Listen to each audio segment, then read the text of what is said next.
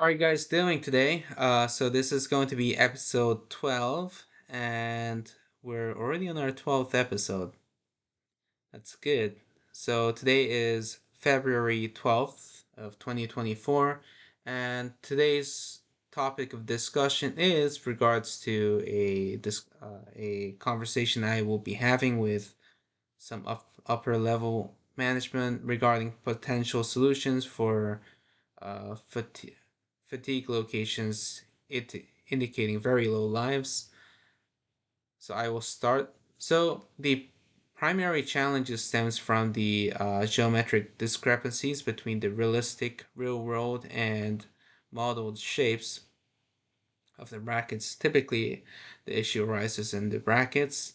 And as you know, fatigue analysis conducted on under the North Atlantic wave environment typically reveals notably um, reduced fatigue remaining lives, and this discrepancy is a result of increased stress concentrations due to the geometric misalignments, which often results in outputs that are very inaccurate and unrealistic. And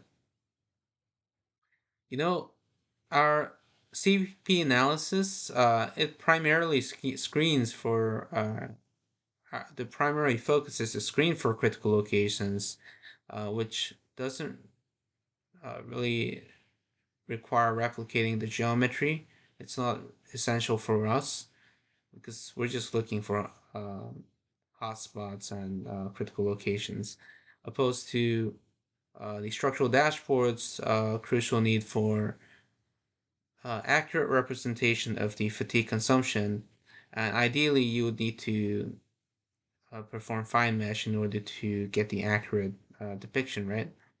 And given the current findings, we can explore several methods to mitigate these limitations. Although you can consider elements near the those that's exhibiting very high stress concentrations, that this approach may lead to notable inaccuracies in the fatigue consumption prediction, right, for structural dashboard, which is the main goal, because now we're not looking at the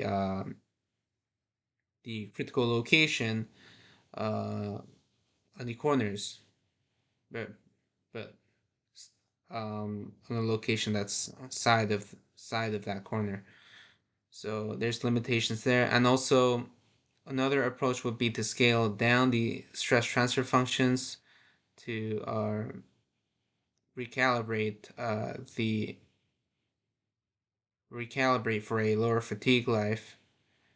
However, we need to determine the extent of the scaling, recognizing that it may still fail to fully capture the structural's physical behavior due to the coarse mesh geometry's deviation from reality.